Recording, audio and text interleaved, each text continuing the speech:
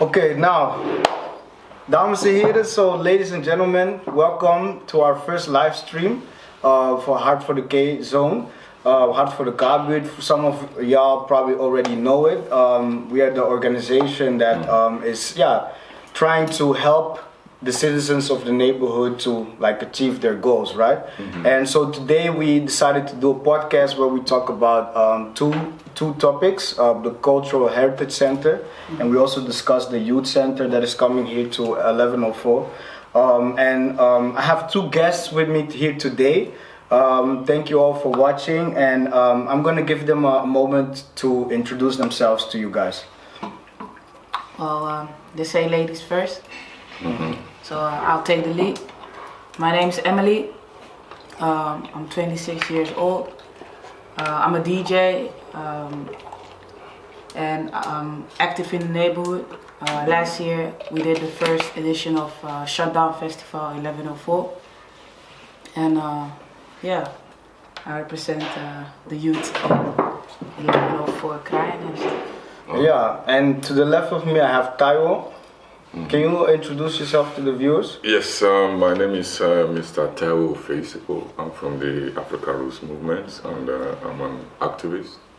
I'm kind of a leftist in a way, and I'm here to discuss about two things also, about the African Cultural Heritage Center, that is popularly known as the Root House, where every black person can relate and identify with. And that is the purpose of the African Cultural Heritage Center. So, and we're still going to talk about the youth also.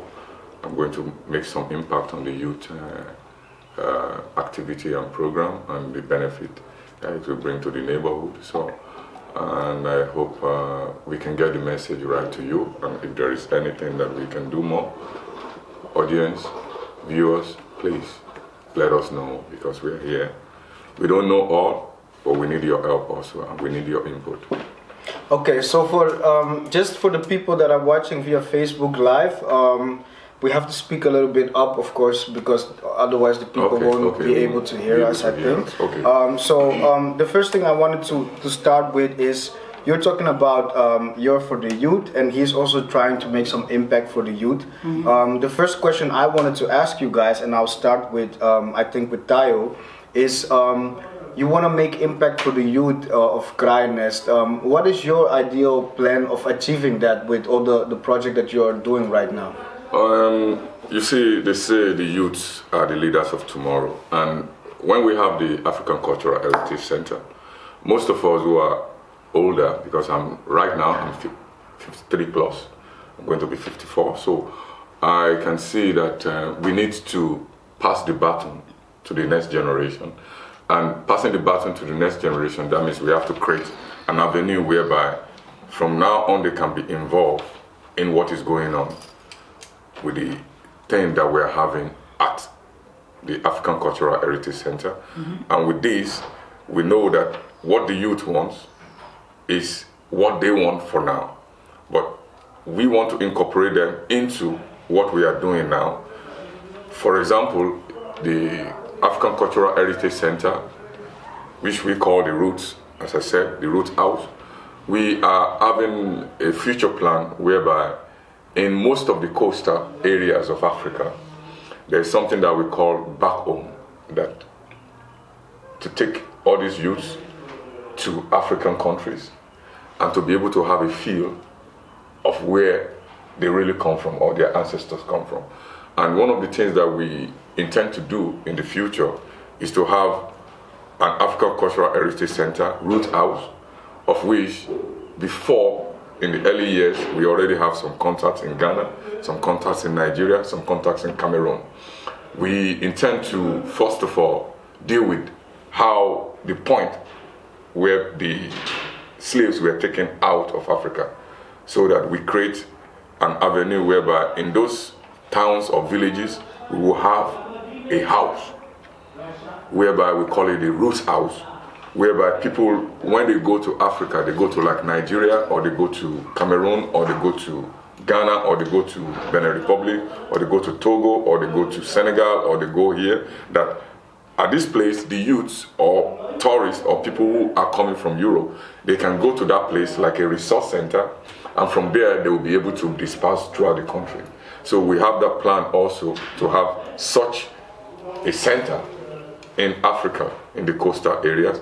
And with that, we know that when the youth participate in the African Cultural Heritage Center building, from there we can encourage them to go to Africa on a visit, on a tourist situation. That is one aspect of what we are going to do at the African Cultural Center for the youth. So, the second thing that we're going to... So wait, we're going to stay on the first thing first, and I want to hear Emily as well, and then we're going to discuss that second part. Okay. So what are you doing to make that connection with the youth right now? What I'm doing to make a connection with the youth is to empower them in the things they're already doing. I try to give them a platform and help them with the skills they want to achieve. So for example, if there's somebody who's making music, I try to give them the platform to expose themselves and also give them the facilities. Yeah. So for example, a studio to record, or a festival, so they can show their skills and get out there. Okay. And so before we continue, you wanted to talk about the second thing. The second thing this adds to that. So I just wanted to get exactly. That out. So it's like in the African Cultural Heritage Center, it's going to be a building, and that building will encompass various projects that we are going to be doing. For example, when you talk about, like I was explaining the youth, that's one aspect, to take the youth back, like a Back to Africa project, whereby people will be going maybe once in a year or twice in a year. Youths, different kind of groups will be going to visit Africa and to have a feel of what is back home there. And the second one that we are going to do inside the African Cultural Heritage for the youth is like culture, whereby they come and learn about African culture, specifically African culture, like the dance, African food, African clothes, African languages, whereby you can choose to learn Ashanti, you can choose to learn Swahili, you can choose to learn various languages. But if I hear you talking about this, my first question that I would think about is how are you arranging all of this? How are you planning to pay for the trip to take the youth there? How is the plan set up? Can you? Yes, that's a very good one. Years back, like I said, we already have a big plan for that. We are going to set up a travel agency, and when you have like a group movement or a group thing, the prices are always cheap. Yeah. You understand, with many of the airline companies. So we are going to make sure that the time we are going is not going to be the peak period, not the time that there is like in December or in the summertime, but it's because there's 24-hour summer in Africa. So it's the period whereby they have the low price, and with a group thing, then it's more cheaper. So when we have our own travel agency, 1, 2, and then we have a situation whereby we monitor the airlines and make sure that it is at the low season. So we arrange these youths to go, even if it's just a week. So it's like, for example, now when you have a low season, you can have 400 euros.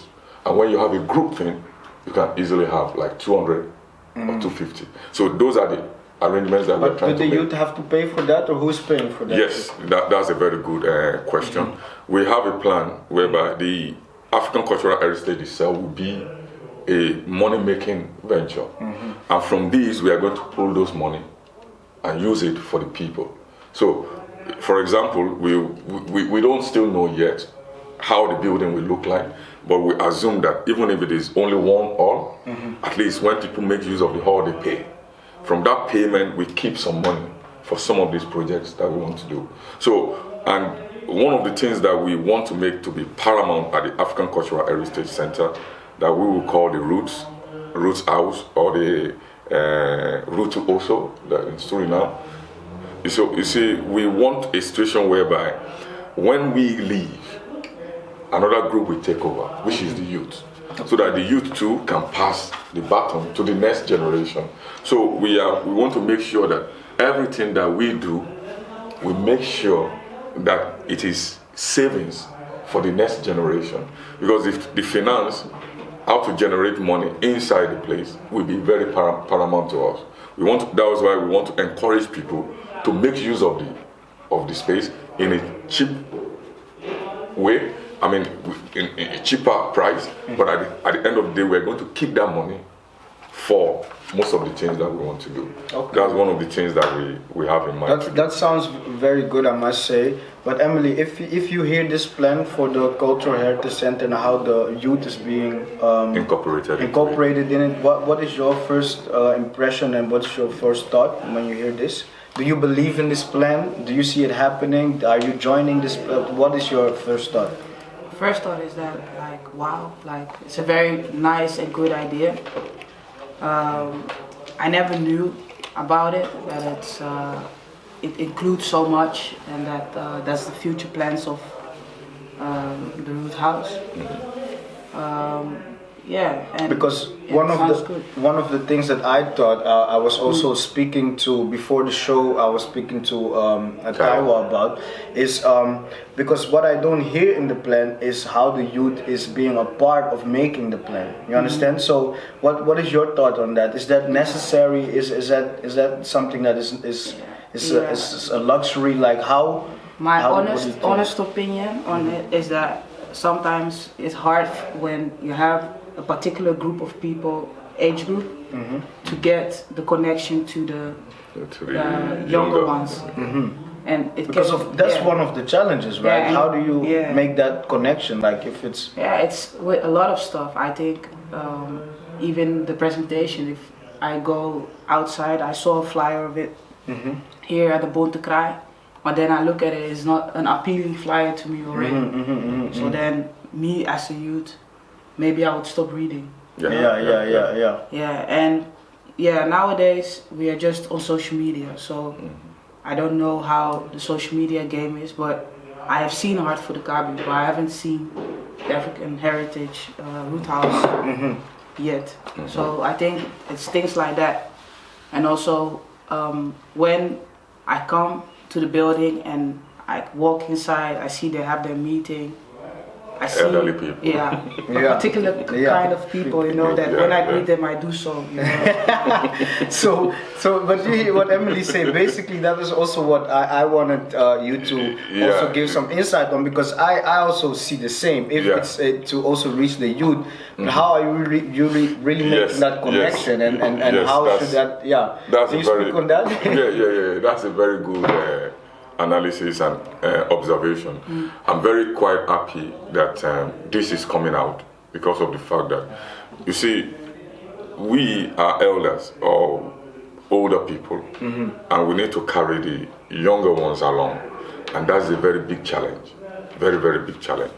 And one of the things that we are planning, apart from Back to Africa project or taking people home to go and have a field for free, you understand that the youths can go for free 10 at a time or 5 at a time, is that the package that we have, like for example, is going to be free.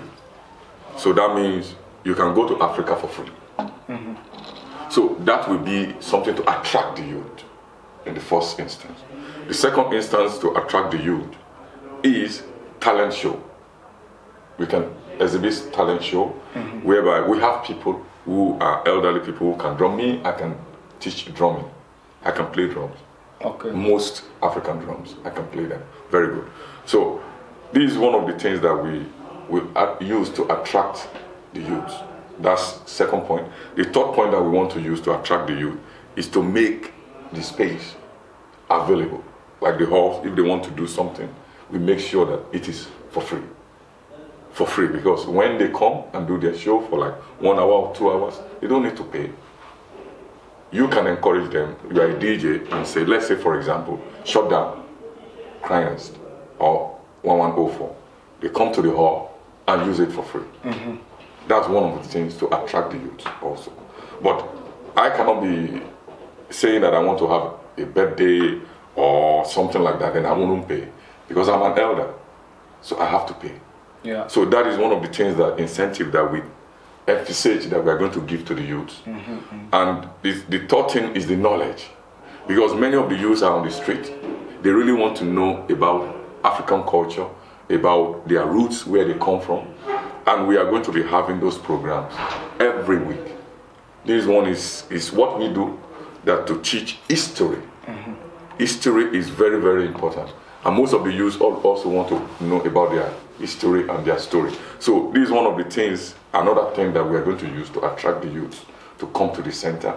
And moreover too, if we look at some of the programs that we already have, we need to make some adjustment to today, because we've been busy with it for, let's say, 15 years or something like that or more. But nowadays it's more digital, and we're looking at the digital aspect of it. Before, we rely on magazine, we rely on flyers, but now we need to come into the aspect of the digital world, and that digital world is a challenge for us. Okay. We don't know how to do it. I'm not so good at digital. Other of we elders are not so good. So we need some of the youth to come in. Okay. For example, today I was at a place, it's Epic Center in Amsterdam. It's iTech, IP, you know, IT, tech, this thing. You know, if you go there, you will see that it's multicultural, it's international.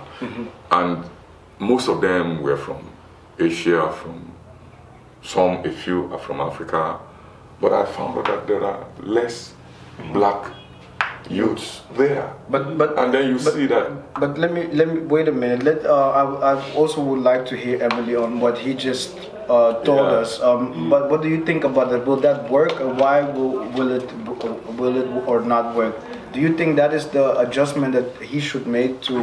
I think it's a good digital analysis that, like that. Yeah, you need youth. Yes, you need to go digital, because there are groups who are doing the same thing, but they are full of youth. You have Melanin Wonder, you have Melanated Fridays. Like those are groups that do everything about melanin and Black history. So it's all about the dark culture, like why are you African, or where are you from, what does it come with, and also there's also a movement going on that we with the color are also loving ourselves more. Like you see more people with their natural hair, you see more people putting the wig down, you know, people going back to Africa. So this is the time, like people are really interested, as you're saying. The youth is really interested in knowing about Africa, but it's about the way, because I follow Melanin Wonder, I follow the Melanated Fridays event. Platform. And that one is an event, so it's in Good Vibes. And what they do, like, it's a melanin party, so mostly everybody who's there has a color. So you will see somebody maybe is half Ghanaian, half Dutch, and maybe like only the dad was Dutch, the mom and dad are not together, but he really wants to know about Africa. You know, and then they come there and he meets his fellow brothers and sisters, and then all the games you play is about African history. You know, then who said this? Oh yeah, it's Martin Luther King. Oh, this, blah blah. So we have open discussions also about. Last time we had a discussion about the fact that how do you cope with the fact that you come to Ghana, there you are Dutch, and and when you're in Holland you're Ghanaian. You know, like that kind of topic. So people are already doing it in different ways. So I think it's nice if you like cross. Because the thing I think we miss when we are at those gatherings, there are no elder people. To guide. So you're learning stuff from what you see from the internet, but there is no root person inside. So I think it's important to invite, because I've been in the building for several Sundays. No, you. Yeah, I come sometimes. You know, I don't. You know, for me, I didn't know what they're doing. I see my fellow. I call them uncles, and then I come inside. I'm like, oh, hey DJ, because sometimes I see them at the pubs or wherever I play, and then they'll invite me to come and have a drink but nobody would tell me, so, oh, this is what we are doing here, why don't you come more often? Nobody invited me. I've been coming there for a year. Okay. Yeah. So it's like the simple things. Maybe I would come one day, oh, maybe I wouldn't even be happy, oh, my uncle said I have to come, let me go and pass there. And then I sit and I see the topic and I'm like, oh, it's nice. Then you will have talk. But is it also a responsibility for the youth? For, like he's saying, is there a responsibility from the youth to connect to the elderly people that are sitting there, or is it just the youth is doing it for themselves already. They are doing it for themselves. Yeah. If I can come in and one of the things that I mentioned in my last statement was that we are now going digital, and I felt that looking at the digital world, I'm only concerned that it's not about WhatsApp, it's not about Facebook alone.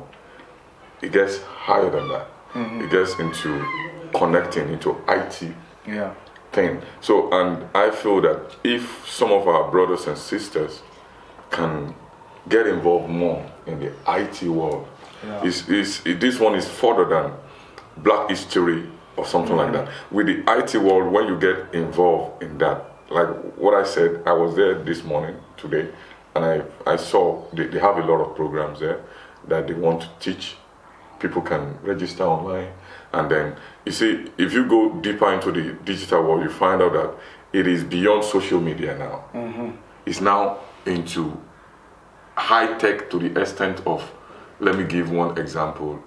It's like programming, like that. That's what it's for software, example, software, understanding how and then you find out that this people are getting so far, so far away that you can't imagine.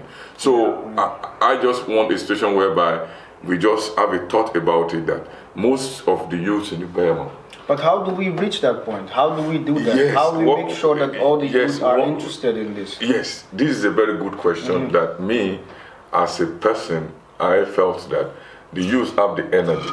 What we can do, just get the information out and say, okay, we link up with some of these organizations or institutes that are doing this, and then we encourage some of our youth. We can get one or two people to take a lead, and link up with them and say, okay, why not bring this expertise into the Thema? For example, just like the way it happened with the undernemer's house in Eerste, that, now it was in the center, now we have it in the Thema. We can also do the same thing like the IT and bring it to the Thema. That's what I'm saying. And I feel that if Art for the Kabut can take the lead, no problem. It doesn't really mean it has to be African Roots Movement or something like that. But just something, this one is beyond culture, it's beyond African history. It's just a situation whereby when the youth get involved in that also, you see that it elevates them further, and they can use all these things in what we are saying.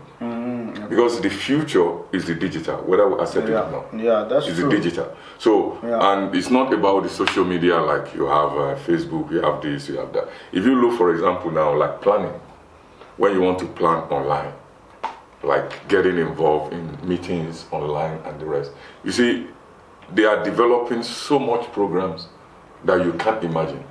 Like, for example, now, like this kind of meeting through your emails and the rest, then you find out that you get alerts and you can easily adjust things. So people are really doing that, and I feel that many of our youths, it's not only about just Instagram and just, but to get something, because most of these youths that I see, they have brain.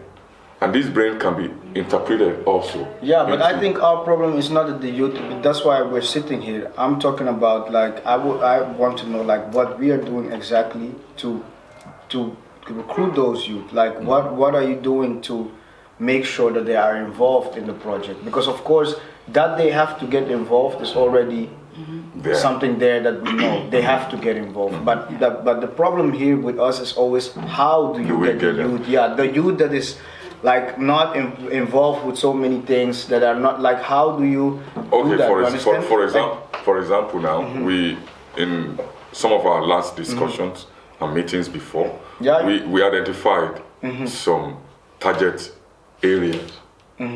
For example, we can say that some of the Jongerencentrums are not a good place.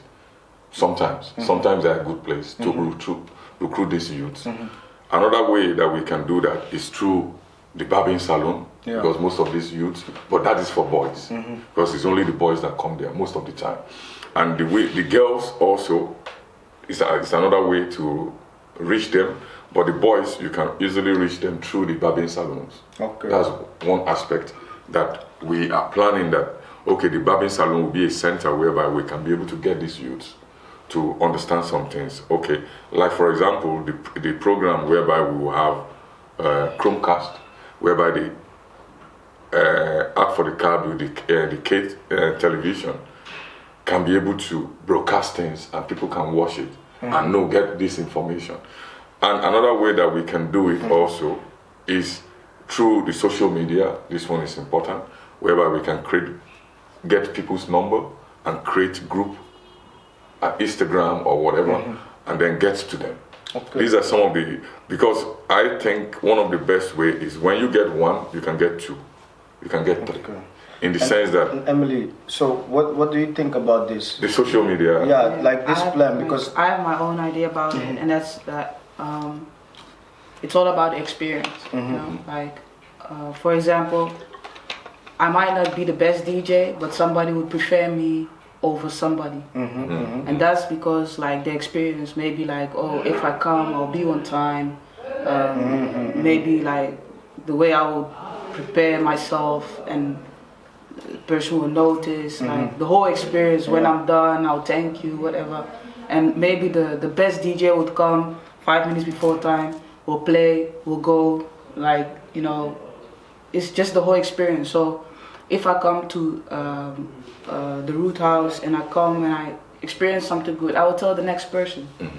So I believe in getting the right experience, building the right people around you. So when you have 2 or 3 youth, it's better to have 3 youth than to invite people all the time. Then they come and they go. They come and they go. They come and they go. So for me, I think it's better to really build on having particular people, and then it will grow by itself. And for example, now if I want to join something, I would write their name wherever in some platforms, maybe on Facebook, maybe on Instagram, maybe on Google, and then I go and I don't really see pictures of people I know, or like I should see something appealing. But if I go and I see me, like myself, I'm like, hey, I know her. And then maybe I'll be like, oh, let me go and check. I don't have anything to do. Or I will call the person and ask, oh, what do you guys do there? Oh, I saw you on TV with something with African. What is that? Exactly. I really believe in having the right... So you have to have like influencers or like key persons from that area, that to work together with. Because you can do all the promo, but if it's the come and go. That come and go is a problem. It should be something appealing, because then otherwise I would come because I know this week there is jollof rice. And there's fish. So I'll be there, but I don't know. It's all about the experience. Okay. If you have a group that goes to Ghana or goes to Nigeria, you have the pictures, you have the video footage, and I'm like, oh, that's nice. Yo, I saw it. Okay, let me go and check what they're doing. And then that way you also will want to get involved in the next project of people that are going to Ghana. Okay, so you don't need a lot of people, you just need the right people. Something you can build on. So I think this is very valuable information. I think it's also in the same sphere that we were talking about like earlier, like how you can appeal to that group while not doing too much, but still trying to get a sample of that group in your team, because that way you will appeal to that group automatically. So that's something also that I wanted to point out. But before we go and we round up this live stream, I just wanted also to get into the youth center that is coming. You are also involved, but Emily's carrying that in a way, in a sense. Emily, can you speak on that, on the youth center? Like, what is the plan right now? Where it's the moment the brain becomes hot, then there's a problem. So it's not like it. You can. Okay, so yeah, we're gonna round up, just to talk about the youth center in a brief, in a few minutes, because a lot of people that are watching right now have not heard anything about the youth center, and they don't know what you are doing for the youth center, what is being planned. So, can you speak on that? Well, last year around October, I think, if I'm right, the only youth center we had in Southeast, No Limit, has been closed for the youth. Yeah, because it's still there, but the youth programming stopped. And later, the city council acknowledged that there's still a need for the youth to be somewhere. So they came up with a temporary youth location. That's how they call it. So they don't call it a youth center, but a temporary youth location. And with Hart voor de K-buurt, I have gone to the city council and told them that I want to lead that. I want to make sure that we have stuff for the youth to do, that it isn't a 9 to 5 thing that at 6 o'clock or 5 o'clock it's closed. That you can really come there to build on your skill, or that you don't need to be on the streets, but you can be with your friends and have a good time, and also build on yourself. So because of shutdown, I've seen that there are a lot of youth here who are really actually want to do something despite all the violence and stuff that is going on. We are still people, they are still human, and we're always talking in problems and always emphasizing on the bad side. But with the Shutdown Festival, I could see that there were so many people who just wanted to use that platform to show themselves. And I think if they would have one spot where everybody can come together and also show their talents to each other, you lift each other up. When you're in the studio, you're recording, and I have my friend Taiwo all the time. I will take Taiwo along. Then in that time, Taiwo would be on the street. He would be in the youth center. Maybe, maybe he would also see that his talent is not rapping, but maybe his talent is to draw something, or to write his own book, or to do something on YouTube.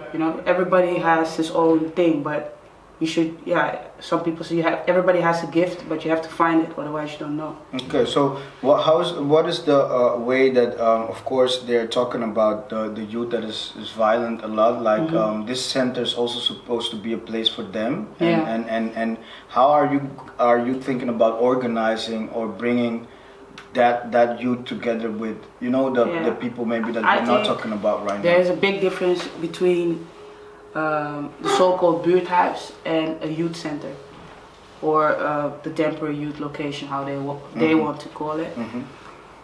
When you come to a buurthuis, you mostly have really people from the neighborhood. So your grandma, your neighbor, everybody is there. It's not particular you and your friends or your age group people.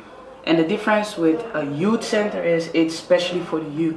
You'll have elderly people, but mostly they are in function. That's the leader of some kind of activity, or that's the person who is doing the lessons for this, But you'll have at least 10 or 15 people from your own age, going, not even if they're not at your school, you have some kind of connection. So that's the main difference. And a place where you have different kinds of groups is always limited, because a youth wouldn't do something because your grandma or an elderly person is also there. But when you're in a group with your people you're comfortable with, you're in your comfort zone, you do different stuff. So I think that's the big difference between a buurthuis and a youth center. Okay, but what I also wanted to get you to speak on is this, the plan for the youth center, and how one of the concerns that I heard you talking about also with the heritage center is that maybe this youth center is just supposed to be for the youth, but how do you still build a bridge with that age group that we were just talking about that is now coming for the Heritage Center, and that they still get to do something as black people in general, you know, in this area. What is the best way to achieve that? Do you think? Can you speak on that? From getting to understand the youth center or the temporary one or the mobile one, whichever one that comes up, is an avenue also to really understand and capture the youth, because right now, let's say the temporary center is located here in front of Monte Cry, and the youths are there and the rest. It's an opportunity for elders like us to go there and say, oh, we want to discuss something for today. It's a place whereby even if there is 10 youths there or 20 youths, even if only 1 or 2 of them listen to what we have to say, they can be, some of them can say, okay, yeah, I'm interested in what these people are doing. That was why we are very, very in support of the youth center, whereby apart from a place whereby one can meet the youth or be able to do something for them, but it will be something that the youth can have escape into. Because like she said earlier on, even if I'm a bad youth, people are concerned that I might use my influence on the good ones. But let's look at it this way. There are 3 groups of youth now. The ones that are so-called good, the ones that are bad, and the ones that are just in the middle, that just want to go somewhere and have a feel of other people. And if there is a concern that all these 3 has to be separated, then who, like for example, person like me, I've talked about the so-called the criminal youths, the first 400 or what do they call them, or whatever, that when you exclude these people will come together and become stronger. But when you exclude them, that means you delabel them. You don't stigmatize them. You see that some of them can fall away. But the more you negatify them, the more they come together and become stronger. Because I think that's where the youth center can make a difference. Because there you come inside as a youth. You don't come inside with a label. With a label. So, and if we have to solve that problem, that means we need the institutions, the government, the police, the Ministry of Justice, the this, the that, to decriminalize this youth. Because when you decriminalize them, that means you bring them out of that group you put them in. And when you bring them out, some of them will fall out and be happy that at least I'm out now. Not that they really want to be in that aspect. There will still be some that will be. But when you have 100 that you already criminalized, and at the end of the day, decriminalizing them, you now have 20 that is out of that group, that are now doing something positive. You achieve something. Whosoever is going to be a thief will be a thief. There are some people who are thief by circumstances, not because they want to be a thief, but because of the environment that they find themselves. And when you label them, they eventually become a thief. Because the circumstances, somebody who is not a murderer, but you call him a murderer, eventually you'll be angry and murder somebody. So it's a psychological thing that when we need the help of the government institutions and the social institutions, like all these help groups and like Heart for the Cabbage and all this. So everybody must be on the same table to discuss this issue, because the discussion and the argument about the so-called youth center is about some people getting concerned that the bad youth or the criminalized youth might influence the other ones. But we are saying that, okay, that's good, that's true. Nobody argues about that. But how do we create a situation whereby you cannot put a label on the head of every youth and say this one is bad, this one is good. This one can come into the center, this one cannot come. So how do we achieve that? That is what is important. Question. Okay. So before we go, we have to round this up.